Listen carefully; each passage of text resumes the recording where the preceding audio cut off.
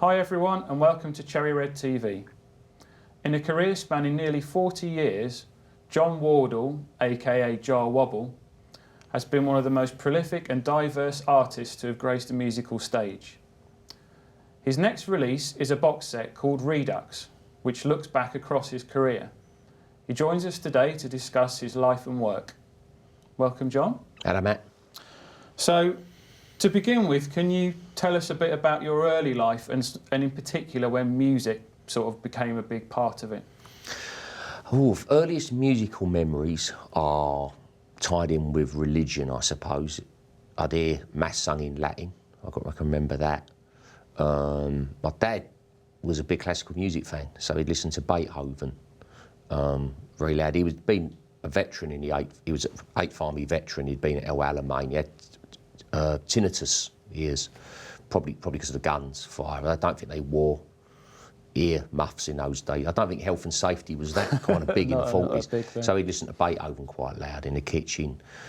All the families basically got Irish ancestry going back a lot of years. But it was not at all plastic paddy stuff. Don't worry about that. But me mum used to play the Dubliners a lot. Okay. And so I did the Dubliners, Irish folk, and I loved the Dubliners. And so that was kind of a funny kind of mix. My mum used to buy me every Friday at Whitechapel Waste, which was the market. She'd buy me a record from Paul's record store. Paul also had a record store in Cambridge Heath Road around the corner, which was actually had all the Blue Beat chart would be up on the wall there, up basically ska. Okay. At that time. That was the urban music of the time. So I started hearing lots of reggae. Basically, to me, it's reggae music very early on. My mum would buy me a single. My first single I ever got was Jim Reeves' Welcome to My World. It's a good start. and the second one was Bell Ives' Froggy Goes A-Courting. And I would obsessively play those tunes. And I would apparently obsessively hum tunes. You know, there was one tune that was off of a children's film. I used to hum over and over and over again. It was a sort of animal show. But those are the first. So that was the first musical sort of thing. And I can remember as well. At that time, in the East End, all the Catholic parishes would have a march, a procession. Really, it wasn't. It was a procession, and they'd have statues of Our Lady up. And I think the Italians parish in Saffron Hill in Clerkenwell would have they would do the procession. I think they still do. I think all the other parishes, I think they stopped it a long time ago. But every parish had its own drum and fife band. Okay. And apparently my forebears were particularly good drummers. Okay. So I think all that, which kind of matches with a lot of. Yeah. Could be quite Moroccan. So the rhythm was natural. So maybe there's some DNA thing in there, I don't know. But when I went on to play with Moroccan musicians, the rhythms never threw me for a second. So, you know, maybe there's... So that's a kind of rough potpourri of, you know, so, and even you could consider plain song, you know, you know, some of that Catholic stuff you'd hear in the churches is quite medieval, quite early, very early kind of music. So it was a real potpourri. And of course my dad in the kitchen with the blazing music of the Age of Enlightenment going, you know, da da da da da da da, which I quite like myself. I'm not against a bit of Beethoven. Oh, the 7th is my favourite. It's quite stately, you know. And your sister was quite into Trojan as well, wasn't she? Yeah, she was a big Trojan fan. It was the kind of urban hip music of its time, so it was very popular.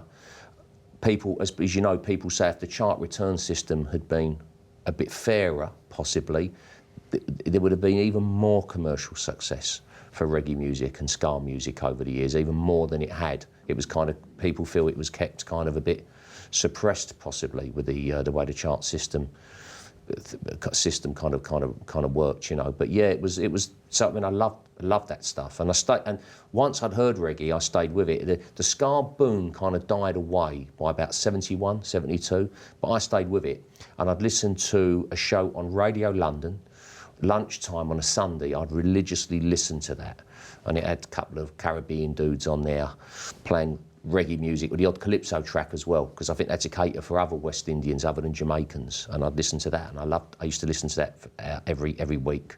I'd listen to that, and I loved the instrumentals. I always liked instrumental music a lot as well. So there was quite a big potpourri, interesting potpourri of stuff. You know, as I moved into teenage years, as I got into 12s and 13s, I loved the Faces. So I loved mandolin, and Lindisfarne. I naturally leant towards this kind of modal, folky kind of style. Yeah. Tamla Motown was the big popular music of the day, and obviously I loved that. But the sound of Philly with the strings and the congas high up in the mix with the OJs and stuff, that was I loved that. You know, that was the stuff I really as I become. And Stevie Wonder, of course. Inner Visions is still in my top 10 albums of all time. I love that album. So after you left school, you went to Kingsway College? Yeah, I got expelled from school. Okay. And ended up at Kingsway. And you met quite a few people there that were to play quite a big role in the next few years of your life. I was brought up in the East End. A very definite kind of culture. It wasn't at all gentrified at all. And then when I went to Kingsway, it was North London, Islington, King's Cross. It was very, very sort of run down. Looking back now, incredibly kind of run down. And I met John Lydon there, of course, who became Johnny Rotten and the Sex Pistols, and Sid as well, came. And Sid Vicious. Yeah. Sid Vicious. It was John that introduced me to my first sort of going to, kind of concerts, probably at that time. And I went to the Roundhouse, and I was introduced to this hippie culture and all the squats. It was very, very Withnail and I, the scene. And I loved it because this was a big, huge adventure for me. You're in another part of London, miles away from where you come from, and it was a real adventure being in North. It was a completely different vibe. It was all these hippies, and I remember John going past this hippie-looking bloke, and he went, "Oh, you're all right." And I was like, "It's Arthur Brown." You know, the crazy world of art. We had the fire. Yeah. And I was like, "It's Arthur Brown." He said, "He's my mate." It was a really interesting, and John was like 3 years older than me, which is a big difference then, and really took me under his wing, really. I was just this tearaway kid. I might be put down as ADHD kind of afflicted now or something. I was certainly a nuisance. Right. Very lively mind, and this, that and the other. And so that was the making of me really going to Kingsby. You end up in the right place at the right time. That's what it's all about. And Sid actually gave you your stage name inadvertently one day. It was years later. I didn't get called Jah Wobble until I was probably 18, 19, 18, just as I was in P.I.L, actually, I think. And I can remember the night we were trying to get, I don't know where we were, squat, and it was a locked door. We had the key to the door.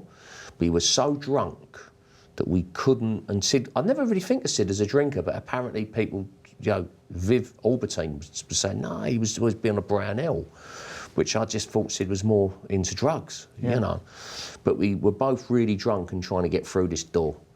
And it was really, when you're the classic cliche drunk, you're trying to really, it's like you're doing precision surgery, keyhole surgery or something, rather than just putting a key in a keyhole.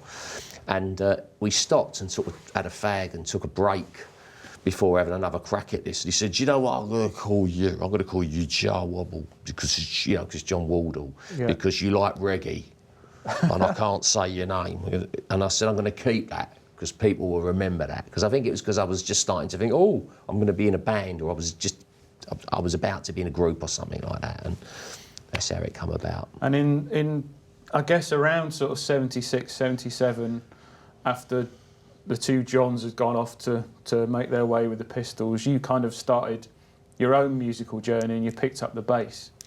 And I think a lot of bass players tend to be kind of frustrated guitarists, but that was never the case with you. You kind of always wanted to play bass. I always joke I've got big navvies hands. They're quite sensitive as a pianist, a classical pianist, but they're big old hands, and all this C major, E2, it's too, oh my God, and I've actually gone on to play a bit of mandolin, believe it or not, which is really like a narrow neck, but I just love bass. I went off in July 75, and I love bass anyway. On the reggae records, I was always drawn to the B lines very early on, because that you heard a little bit more bass on ska records than you did on most rock, genuine sort of bass frequencies. And I went to see Bob Marley and the Wailers at the Lyceum. I mean, it was the I3s actually, as I recall. But at Family Man, Barrett on bass, who's one of my favourite bass players, because he's got a fantastic musical phrasing, you know. And I mean, that I think completely sold me, because it was the best sound I ever heard at the Lyceum, which was a fiddly gig actually to get a good sound, but it was a really good sound and a really good bottom end. And there was this guy, you know, it's like you got the power of the universe being transmuted through you with that heavy, you know, it's incredible, this, you know, the power that you get. And I was always just, no, I just want to play bass. And it's a very specific choice. It's maybe they're not specific personality-wise as drummers, who tend to be a bit bonkers, and they're the goalkeepers of the music world. You know, drummers, yeah. God bless them. You know, they're musicians, but they're not in a way. you know.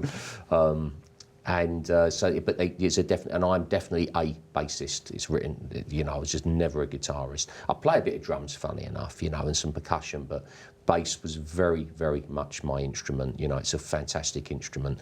When you get into the theory of subharmonics, it's a fascinating area where music becomes, I like it with music and with life, where essentially it's kind of empty. There probably isn't any smallest particle.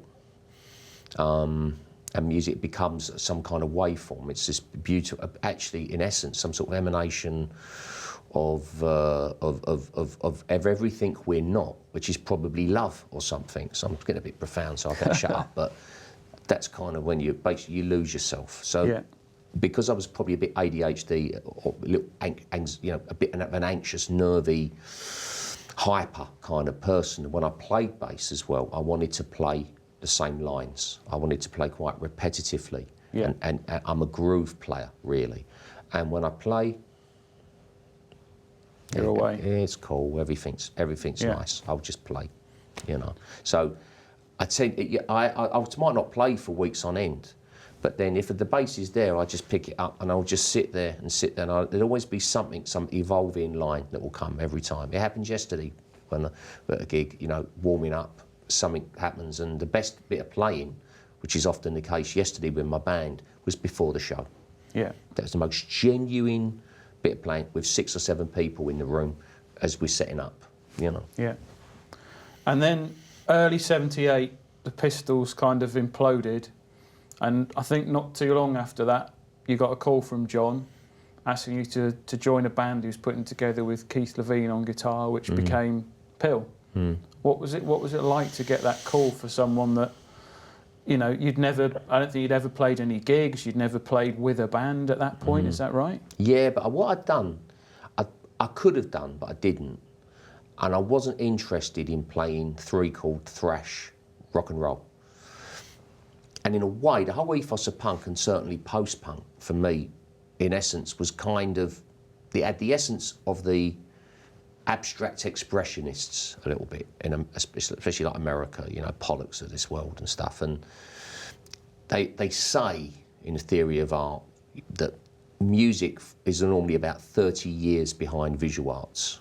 Okay. You know, with artistic, so impressionist music come 30 years after Monet and all that were getting going or whatever, you know.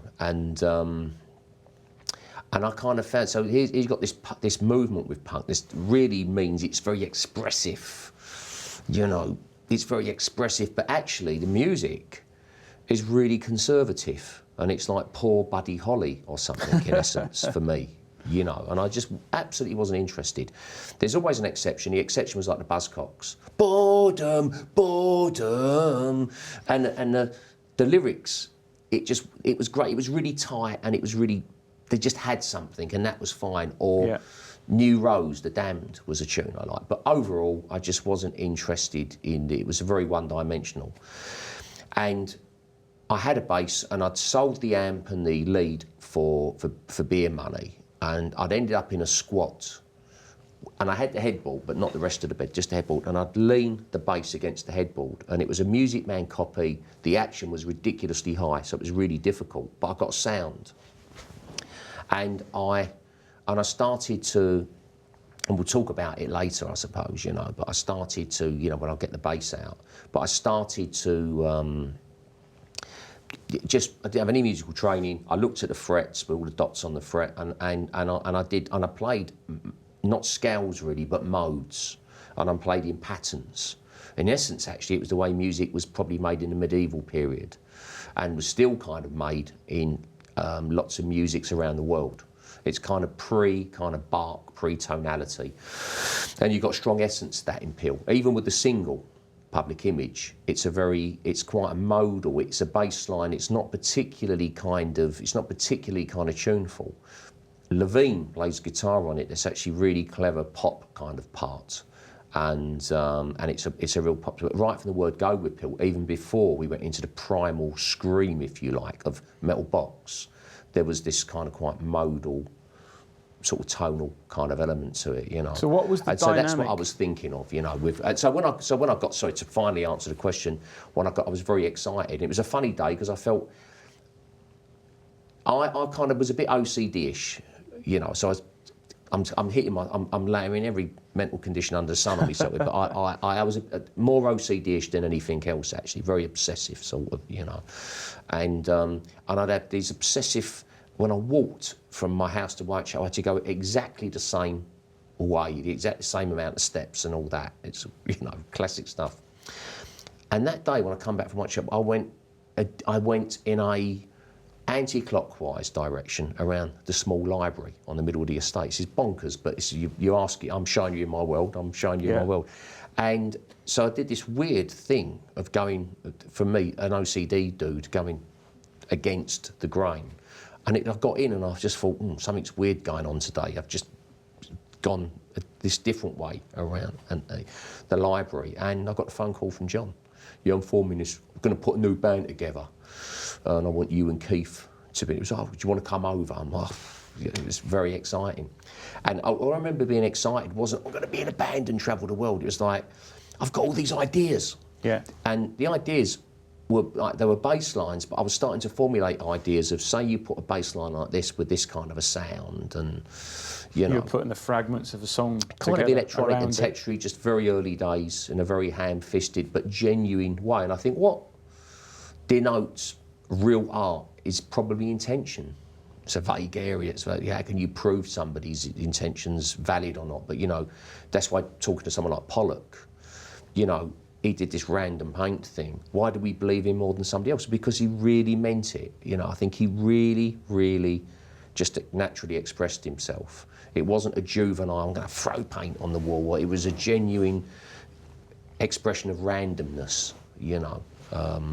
You know, there was a random quality, there's a vividness. It's trying to capture the vividity, the vividness and the randomness of life, the beauty of out of chaos comes some kind of order. Yeah. And we always are able to kind of impose our own cosmology on randomness, if you like, and see a picture in chaos or something, you know, and whatever, you know, and there was a real intention there, you know. So I was very, very lucky. I was very, very lucky to be somebody who had no musical training to suddenly be in this position, you know, and it was fantastic. And I've slagged John and Keith off, obviously, to high heaven at times, you know. Terrible people. I was in a band with the worst people. But, you know, in essence, it was, I'm also very, very grateful for you know, for that situation, because I was able, nobody ever said, oh, right, this one, we've written this song, and I just did what I wanted. Okay. So I was able to bring these bass lines. It was very, very simple basis to P.I.L. You know, it always started with a bass line. It never started with a guitar riff. It always started with a bass line. And as you say, you know, Public Image, pretty much the first song that you ever, I think, did at rehearsals. It was and it was the first. I always say it was the first ever bass line. It was probably the second or third, actually, which I've never admitted before. but it was the most happening one. It was one of the very first bass lines I ever come up with. And as I always say, it got to number 10. It was the highest commercial success I've ever been involved in, and it's been a steady decline since. It's been a very, very gentle decline, you know. So you, off the back of that, you did the first album, first edition. Yeah. Which I guess it's probably not what most Sex Pistols fans were thinking was going to be John's next move. No, I think they were very happy with the single. That was like, wow, everyone went crazy for it because it was very commercial. And then when they heard the rest of the album, and you started to have some far out tracks like Annalisa, which is, to me, isn't that far out. It's a really dark groove. Yeah. You know, it's like, and it's a mutant Tamla beat. Do da da batten batten da da da da da da da da da. It's Tamla. Yeah. It's the Supremes or something. You know, kind of backbeat. You know, but people read it as really horrible. So the album got, and of course Fodderstompf, which now people love it. You know, they think it's great, and there's a really good. There was a Belgian band who got me to play it on stage, one of these dance acts a few years ago, and people get it now. That it's kind of trancey, it's humorous as well, it's kind of tongue-in-cheek, it's exuberant, and it's trancey. And so it was kind of actually without a bit ahead of its time. And that was just me and John in the studio. Keith had gone, he wasn't around that night. We were in Mark Angelo's studios, and we just had some real fun. You know, we were hitting fire extinguishers and all that stuff, you know. Do you think that it was or did you find working with John that he consciously did want to do something that was very different to the Pistols? Or was that just kind of how the songs emerged? No, I think he just felt, because remember there was another guy, there were the four Johns, and it was John Gray. So there was John Beverley, or John Ritchie, as he was also known as, is Sid. Johnny Lydon, me, John Wobble, and John Gray. John Gray was an old school friend of John Lydon, and he was a very intelligent guy who actually wrote a couple of articles for NME, become a school teacher, and he was the big music fan. He liked Can and the Chieftains, and you know, had pretty good taste by now. Some of the stuff he would have, I probably wouldn't, but you know, whatever. He was an intelligent guy you could have a conversation with, and I think he was in John's ear, probably in a good way, saying, you know, as well, you know. And I think John was like, yeah, I've got to do something. You know, this is just not working out. This is not a good situation. We have to change this. Yeah. You know, we have to change this, and you know, I've got to do something else. And it was quite a brave decision. I think he wanted to go with people he trusted. I think he genuinely knew. I don't think he thought for a minute it was going to be as successful with me as it was. But I think he thought, yeah, we'll get him to play bass. He's my mate, I trust him, and he really likes bass, and he can basically play, so that'll do. And it'll be. And I don't think he realised how. I think it shocked him a lot, actually. I think how I took to it. I think it was like, well, you know. Keith was seen as the most interesting, probably one of the best musicians, as this maverick kind of figure, guitarist that was actually sort of not just a free called fresh merchant, you know. And so there was quite an interesting basis to it all. I think what it probably lacked from reading about it is any kind of formal business structure around the band. No. You didn't have any management. You didn't have it was an unfair agent. Comment. No, absolutely, yeah, absolutely. There was no management. In a way, maybe at the beginning it was good because it was very exuberant. Maybe if there'd been a manager there, they would have said, "Oh, you can't work with a bass player like that, or he needs lessons or something." So it was its strength at first. It was very exuberant, and you know, it was all sort of okay, and you know, but the business side of it. Not only was there no management, so there wasn't any proper, it wasn't organised properly as far as I was concerned, and all that stuff. You know, the business got quite, for me, it wasn't straightforward, and got, you know, so as it moved into, it was great, exuberant, happy feeling in '78. The band formed about March of 1978. By November, there was an album, I think, recorded, and the first single was out, and I think the album came out either in the new year or probably actually at the end of '78. Yeah. I think the album, so it was all happened pretty quickly, which was good that it happened quickly. It got the whole thing moving. As it went into '79, the lack of management really became apparent, you know, for me. Yeah, you know, so you just wouldn't get situated. And too much money, so there's lots of money comes in that should really be spent properly on recordings, and it doesn't. It goes elsewhere on different things, you know, one way or the other. And yeah, it was a nightmare. And I wanted to play, so I was very frustrated. And I was, so found a member of Public Image, and 78 through to, I think I left in May, June of 1980, and I think I did less than 30 shows. Yeah. 30 shows into it, and it really killed me. You know, I just got. You go around to Gunter Grove, where the base of the group was, where John lived. There was like a house, like basically a house with another apartment, kind of behind and below it, and that was where he lived, and Levine ended up living in the apartment there, the other apartment with Jeanette Lee, who had joined, which upset me as well when Jeanette joined, because it was like, well, what's Jeanette going to do? She's in the band. What's she going to do? Videos, okay. You know, at the time. I mean, now it might be, actually would be a more valid thing, because you could have, you know, and actually, if I see Jeanette now, I get on with, we laugh about it. It was fine. So, and she went on to be very successful in the music business. Yeah, so it was all good, but.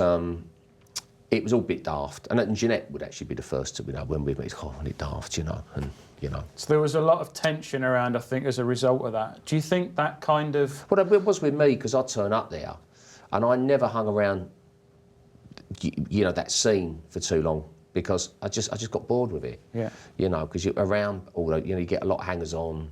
And it's a kind of, what's it, the ennui, the French word, is it ennui? You know, I like the French kind of got this way with, you know, it's just, you know. Do you think when you came to do the second album, Metal Box, that tension had some kind of bearing on the creativity? Because that album is still seen by many as one of the great albums of its era. Yeah, the one time we still got it together was in the studio, so it all kind of, you had all that going on. It was really, and I think one thing it did to me made you so frustrated. The one thing I had was access to the studio. This was fantastic, so I went and did solo things. One thing I could do was go in the studio, and Virgin would A-OK it, me going in the studio and ringing up a tab, which was, so I learnt my trade like that. You know, I began to making some, again, all I wanted to do was make crazy records. I think more conceptually about P.I.L than I would my own sort of thing. And I would just kind of do whatever took my fancy, and I just wanted to have fun in the studio and enjoy like a child with a paint set. And the great thing was, when we did I was so hungry to do something, do a gig, just do anything, that I was full of energy for the live things. And still, me and John were mates, so, you know, I remember he'd lost his mum. So, you know, you've got to be understanding. You can't, even a year young, you've got to be understanding why people might be a bit down, or for a good reason. So, you know, it wasn't, you look back now, there was dark aspects to it, and I have to say I felt very frustrated and bored with a lot of it. It was this sort of, you know, when are we going to do something, you know? I think you can hear that on songs like Pop Tones, you were kind of really starting to reach out as a player as well. Yeah, I started to really, you know, in the suite, I was really thinking about my playing a lot, you know, and it was starting to become it was a potent sort of time for me at that time, you know. And so lots of unhappiness around it. It was a very unhappy sort of vibe around it for me. Lots of stuff which I really didn't like. But the music, and of course, at the end of the day, if the music's okay, as a musician, it's anything, it's all worth it. None of it matters as long as the music's good. So for all this stuff, everyone's got this story to tell, and yeah, I've got no axe to grind with any of it. I wouldn't change a thing, because I'm kind of happy exactly where I'm sitting now, and talk. So it's all good, you know. It was all. There were characters, and it's all absolutely. And everyone's a lot younger, of course, you know. I mean, my problem with it at times, I was 18 when P.I.L was very young, and I really got quite frustrated, because I felt it was, as you're in, the last thing you want to be when you're that age is being a teenage gang. And although I was the baby, I felt as I got near the end, they had the dynamics of a kind of teenage gang or something. That wasn't, and I just wanted to be a bit more grown up.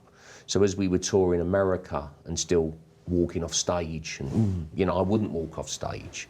I was very angry, and that was like the last straw for me. I only stayed on to do America. I wanted to go to America, and then in America, John and Keith would walk off after Midway 20 odd through a minutes, show, and I'd be yeah. left with the drummer, and I really got annoyed with that. I just thought, it's not right. You know, it's got to show. And there's no need for it, because the audience there, I thought, was noticeably different to here. It was quite a hip James Blood Ulmer, Ornette Coleman, quite left field. They were coming at it from a completely different way. Whereas here, when we played like the Rainbow and stuff, you'd get a lot of angry punk guys with, Mohicans. you know, those Mohicans with the big boots, and it was all. Whereas punk, when it started, was a kind of safe haven, like for maverick figures, girls, gays could come, and it would all be. It was a safe kind of place. It started to become a little bit thuggy, and you know, bottles being thrown, and kind of almost like the football mobs coming, and it just wasn't really like that in the States, generally speaking. I think the one time of that tour with P.I.L where there was problems was in California. Funny enough, there was quite a ruckus in the crowd, but very much in that way where people outside of England and Britain would imitate years ago. Oh, let us be football hooligans, and you know, and so it was like, oh, okay, man, this is a punk gig, we fight, you know. So there was a bit of that going on. But generally, people really, especially on the East Coast, they really got it. I was very frustrated that I felt we were doing something that I realised this is really good fun. This is kind of like real art in a good way, and we're acting like soppy teenagers walking off stage. What's all that? And I'm like, okay, I'm out of it, and I'm not even getting paid. It's awkward getting my money every week. So when I come back from America, the money was kept in a shoebox or two in a downstairs room, and I went, and I had the moral high ground really. It's right, I took the shoebox of high denomination notes, and I went. And God bless it. You know what? It was great. It got me going. The whole thing's about it's all been about me. But it's all been about my little trip. You know, it's about your journey through life. And I thought probably I went off to America with that money and hired a Thunderbird and drove coast to coast, or so drove around and this, that, and the other. And I thought probably that's it, my time's up. And people said to me, don't be crazy, time's not up. You know, you'll be able to do something else. And within weeks, I was working with Holger Zuke and Jackie Libizet from Cannes. How good's that? And that was a success. So when I left P.I.L, it was actually a successful period. I formed Human Condition, started the prototype Invaders of the Heart. 83. Was that Invaders of the Heart? Was that kind of the first time that you put a band together on your own terms, if you like? Human Condition kind of was edging that way first of all, but then the Invaders of the Heart, yeah, it was really my first ever proper band. And my first ever proper band, I was like a chef in the kitchen. I want strong grooves. I want to lean it a little bit away from dub. I was getting a bit tired of dub, because dub, just for that little time there, meant lowest common denominator. People smoking dope in basements, you know, in Streatham or something. You know, it was all a bit dubby, grungy kind of. Whereas it had been King Tubby and Lee Perry and amazing music from the cosmos, the most amazing. When I went to those Jamaican blues dances in Hackney, you know, I'd creep in with Ronnie. It was like music from another cosmos. It was mind expanding. This deconstructed music that actually suggested space. Funny enough, when you suggest infinite space, if such a thing is possible, you suggest infinite silence. So it becomes a very beautiful, calm place, and it's all to do, obviously, with one's mind. Yeah. You know, so it's a beautiful thing. But it had become, just lowest common denominator, you know. And so I got tired of it. So I wanted different flavours. I wanted some Islamic scales. I wanted to, you know, like when you cook cumin, some turmeric, some thyme. Bringing the different ingredients together. You're bringing some different ingredients in, and you just got the you know, your mixer, and you're just mixing up some of those spices, and you're trying different flavours, you know, whilst hopefully being true to your own DNA. So there's a groove going on, you know. And so if you listen to something like Invaders of the Heart, the self-named track. It's really, it's really on the money, because you've got this do do do do do do do do do do. So it's a heavy dub, but it's not a classic dub line, but it kind of is. So it's a mode that's almost in an English country garden, in an English country garden. It's quite kind of tone vibe, but the connection between Middle Eastern pentatonic stuff and English folk, if you like, So there's lots of interesting, very exciting time, heralded an exciting time, and I went off to New York. I was there when the loft scene was going and rap was just starting. So yet again, right place, right time, with Francois Kevorkian and The Edge. We did Snake Charmer album, so it was a great time, So when I left P.I.L, people often think, he left P.I.L and then, it was out of the business, drinking drugs. It was like, well, no, I hit the ground running for a few years. It was all really good. And it was only by about 86 that I was really, through my own, I can't blame anyone else but me, I put myself in that position, drinking too much, drugging too much, How was, that mid-80s period was quite a difficult time for you, I think. As you say, drink was becoming a big part of your life. It's funny with karma, sometimes karma comes to fruition and loads of things come together in a really great way and something really great happens and it all kind of moves on again. It's always a state of flux anyway, I suppose. But I think at times it's the reverse. It comes to fruition in bad ways.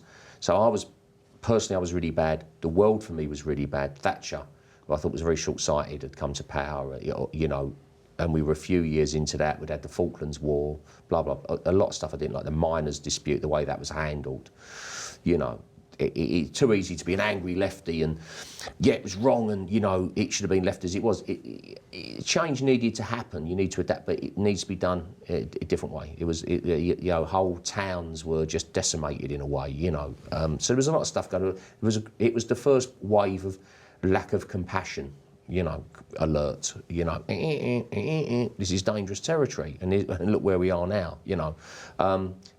But also, even it was heavy bass lines were out. Yeah. It was all kind of synth bass lines and the early days of sequence music, and it's a lot of it. I would make some of it's good. It's an interesting time, the 80s, because of all technology coming in. Funny enough, with Redux, the box set, there's an 80s disc, and it's the disc I found the most interesting and challenging to put together. So it's an interesting time. But also some of the worst music there has ever been was created in the 80s. When you look back at the stuff that you made in that decade, things like Psalms, which was, I think, 87, when you just you were taking those first steps after you gave up drinking to becoming sober. Yeah. Do you kind of look back on those as something that you're proud of, despite everything that was going on around the creation? Well, I did Psalms, half in drink and drugs and half out of it. So it's an interesting little record, and that's actually a very interesting record when I look back at it. You can really hear a lot of what was to come over the next few years with the Invaders of the Heart Mark II, and actually some really, look back, wow, there's a track on there, Enough with Bim Sherman, No Second Chances with, who's the girl? Julianne, yeah. From what's the group? Everything But the Girl. That's No, not Everything But the Girl. Sorry, All About Eve. All About Eve, yeah. And she really sung well on it. She's a really nice person. Really sung well. And I heard that. It's like, wow, that sounds like a hit. What a great track. Really, really good stuff. So there's a few very good tracks on there, and it's an interesting time. So I did that album. I had it finished by. I stopped drinking and drugging October the 23rd, 1986. I had that album finished by December 86. It came out, and as it came out in 87, I got a job on the Underground as a ticket collector, and then I crossed the divide and went on trains. I become train crew, and it came out, and I think I had a little break from music for about 3 months, if that. from January, I think I started the job on the Underground in the January '87 through to maybe March or something. And then Neville Murray come round, and Psalms had come out. It didn't do anything, you know. I think it just sold a couple of thousand or whatever, you know, 3,000, whatever it was. Didn't, you know, it was a little kind of did its thing. And then Neville Murray came round and said, you know, aren't you going to start a band again? And I'm like, what? Did you enjoy it? He said, yeah, I did. I loved it. You know, we should do it. Really? He was in the first. He was in Invaders. the first. Yeah, Neville was in the first one, and he said, you should do it again. So I said, okay then. I said, you know any musicians we could do it with? He said, what are you looking for? I said, I'd like to make this even more kind of Middle Eastern.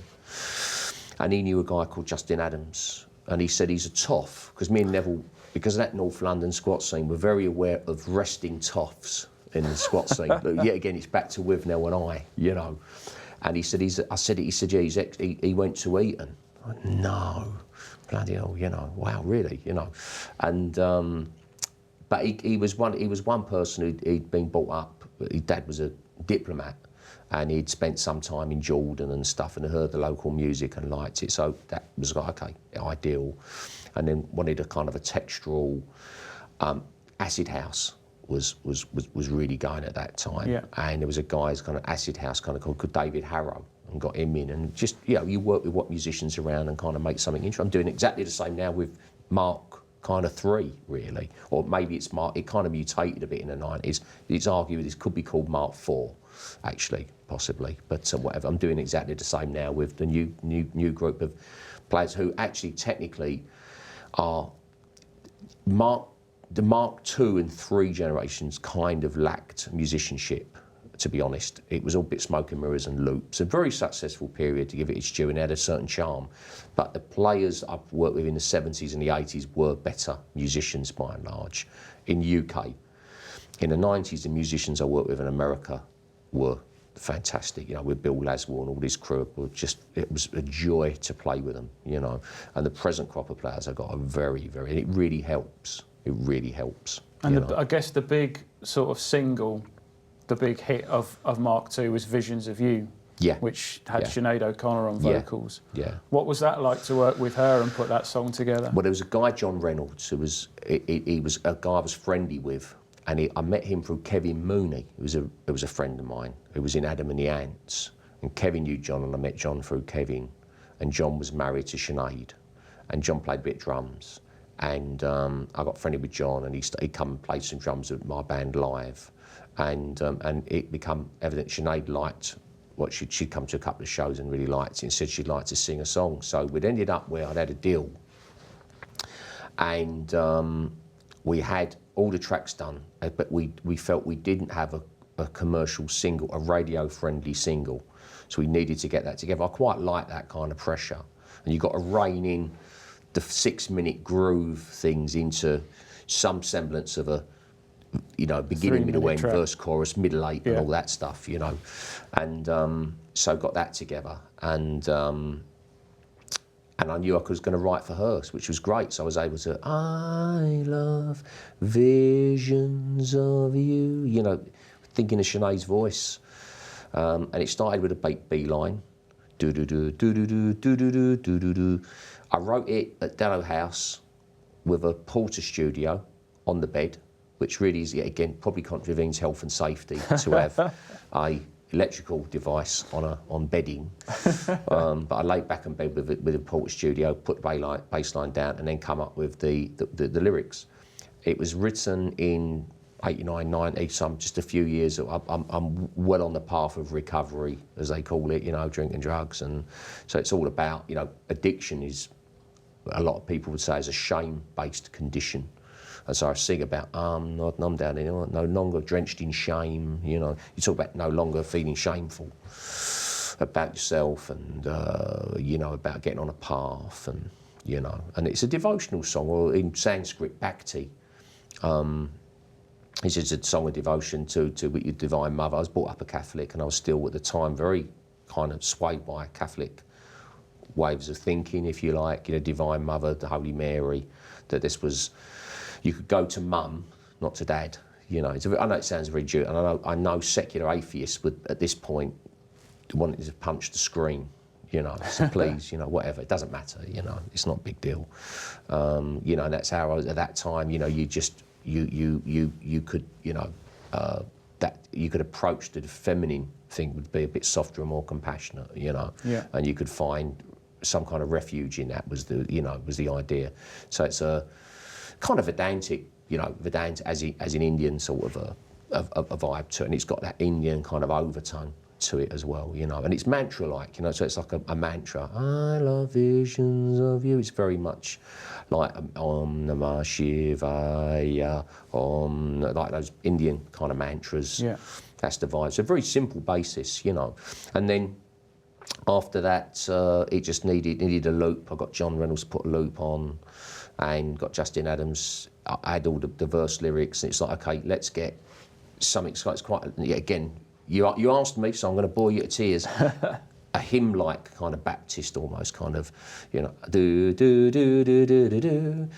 I'm not numbed out anymore, no longer feel that, no longer drenched in. It's like you can imagine some of an organ just playing the middle octave or so of an organ in a church or something. So it's all quite a religious, spiritual kind of a vibe. I think spirituality was definitely something that you were kind of finding in yourself around that early 90s period. You talk about it being a time when you became kind of very prolific as a musician, the music was pouring out of you, and that spiritual side was kind of in tandem with that as well? Yeah, very much so.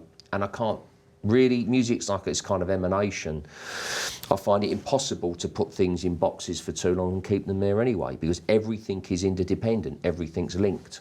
So it's the spiritual journey is the musical journey. The musical journey is the spiritual journey. And what is that journey? Over the years, it goes into a thing that's beyond the word called God, or the word's divine mother. It goes beyond any concepts, any thoughts. It goes way beyond that, you know, into a state beyond, you know. I wouldn't even call it. I used to call it ultimate. I wouldn't even call it ultimate reality now. It's actually it has things. It's actually how things are. We just can't see it half the time or feel it half the time because we've always got a dirty windscreen. You know, we've always got a dirty windscreen. Our ears always need cleaning. You know, we're impure. I don't mean in a Calvinist or Catholic we better whip ourselves or anything. We just, you know, it's all a bit. Our vision's a bit sullied. You know, our perception is wrong. We think the wrong way. You know. Yeah. And not too long after that. That includes me, so I'm not a wise guy, by the way. You know, if I was, I'd be levitating. I'm not, you know. So I'm just at least I kind of know it that I'm, you know. Yeah. Yeah. I know I'm full of shit, you know. Anyway, you know, yeah. Not too long after that, you kind of, I guess, decided to take more of a hands-on control of the business side of how you worked. You started your own label, 30 Hertz. That was a few years later. I went back to. I'd gone from Oval. It was a guy called Charlie Gillett over East West. And give Charlie's, you know, the times I really clashed with Charlie, really clashed with him. At times I thought, oh God, why do I have to have why can't I just be, you know, why do I have to get kind of shit happening other artists don't get in a way? I felt, you know, because there was tapes were edited and that, and I felt wasn't the right thing. It wasn't right, shouldn't have been done. Actually, really shouldn't have been done, you know. And that's after success, after visions. It's after, and you think, wait a minute, you know, just look what you've got. Surely you want to leave me alone now and just give me a little bit of space. Surely I've earned that. And that's so it didn't really happen. So we left. We were able to leave and went to Ireland. I was back home. And I always felt back home at Ireland. I first went to Ireland with the Invaders with the whole Gazukai thing with Jackie Libizet, the Full Circle. Yeah. In fact, How Much Are They EP? And that was in 1980. So. And and then Snake Charmer was on Ireland. I did Neon Moon, which is another hidden little kind of obscure record of mine, which features on Redux as well, which is Beast Inside of Me, which is about man's travails with alcohol and the bottle, you know. I felt I was going back home. And I always, as record company tycoons went, I quite liked Chris Blackwell. I thought he was a good guy. And, you know, as I say, as they go, you know, he was a good guy, and I felt back home, and I did Take Me to God, which was it's like a big double album, really. It was great, And then they indulged me, let me go and work with Pharaoh Sanders. We did Heaven and Earth, which I think is a cracking album. And I bet you now, actually, was probably over the years has sold really pretty well. And, you know, they probably made money from. So it's all good. The bottom line's covered. But I said to them, they were really prepared to back me. I think they were quite keen for me to, at that point, the Invaders of the Heart ditch a lot of the band and people around me, to be quite honest, and to go off. And they were quite prepared and happy to fund me as an individual artist with producers or whatever. But I, unfortunately, was just coming out with, I did a record with Eno, I produced Eno, which was a sort of successful record. How it can not be without Brian Eno's name on it, you know. But I was I think still the only dude ever to have produced him. But unfortunately for Ireland at the time, I was doing Requiem Masses, I did a William Blake album, did all sorts of, I was coming out of all kinds of stuff. And when I went in to see them, they were very nice, but they went kind of glazed-eyed when I'm working on a Requiem Mass. It was so what they didn't want to hear. But they want to hear that, yeah, I'm back in the commercial saddle and I'm ready. And I'm like, well, actually, I've done this Requiem Mass. And I said, really what I want to do is form a left field label. I'm a terrible salesman. And I wondered if you'd fund it. And they just both went, no, but we'll let you go. and we'll give you your database, which was actually very sweet and very nice. So that was all good. And I went off and immediately lost my publishing deal. Lucrative publishing deal, which, you know, yet again I knew it didn't bother me.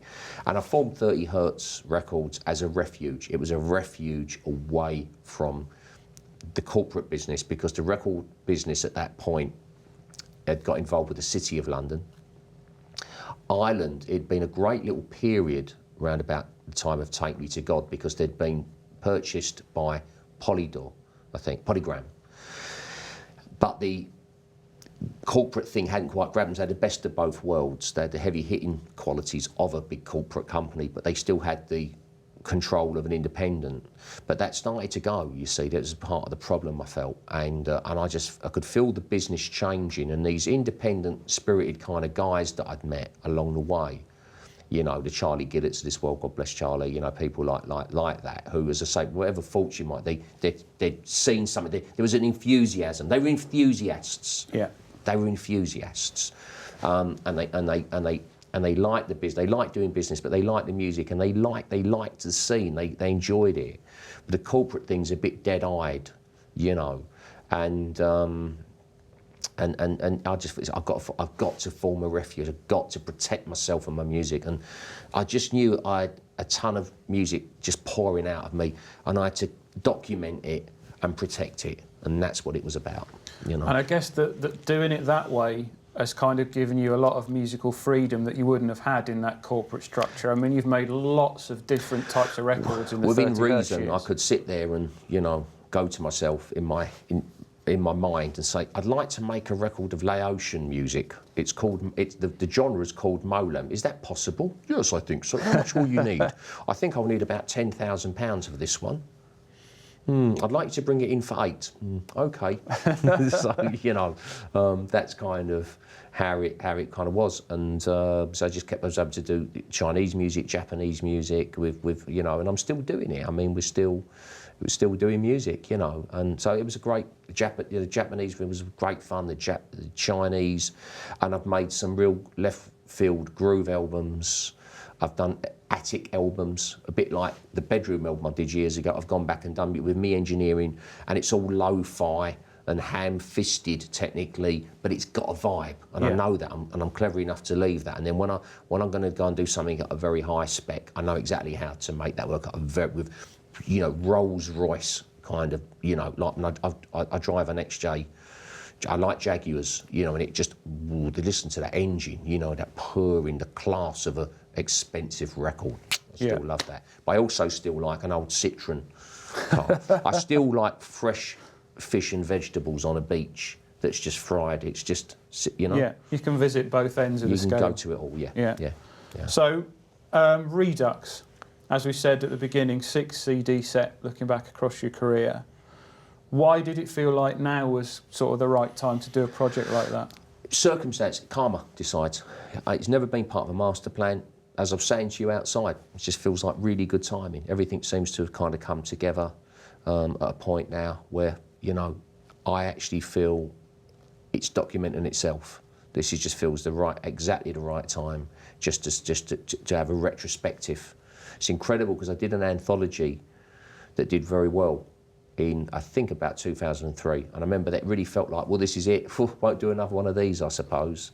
And there's some hard choices here. Or what I didn't expect this, you know. And I'm sure this will be, you kind of think this probably surely has to be the, you know, 6 CD. Surely that's got to be the last anthology of sorts, collections of sorts. But it feels really like the right time to do it now. And often when people do something like this, it's sort of a slowing down in the career or towards the end, but I'm sure that's not going to be the case with you. No, I mean, that's the thing. What happened, it's inspired me. I listened to disc 1, which is the more pop commercial side of things. There's 6 discs, there's pop, 80s, world beat, jazz, and there's covers. The covers album's actually been the greatest fun.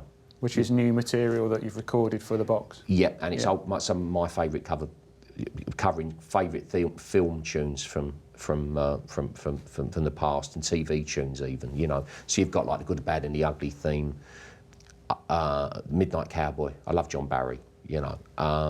Liquidator is quite a disparate. The theme tune to the Persuaders is on there, which is a beautiful tune. I think that's probably John Barry again, actually. He's a fantastic writer.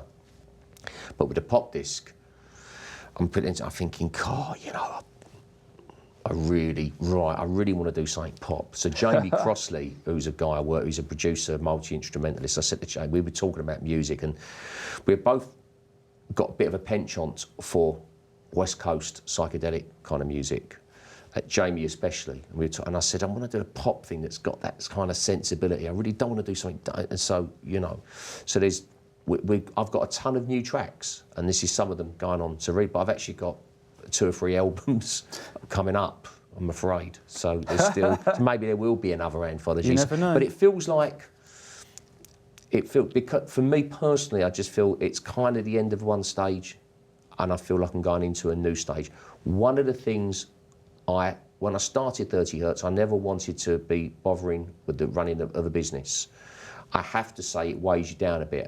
I want to be creative. So one of the things I want to do is relinquish that stuff in the forthcoming years. I want to do a PhD, just for fun. I did a BA in the middle of the most successful time in the 90s.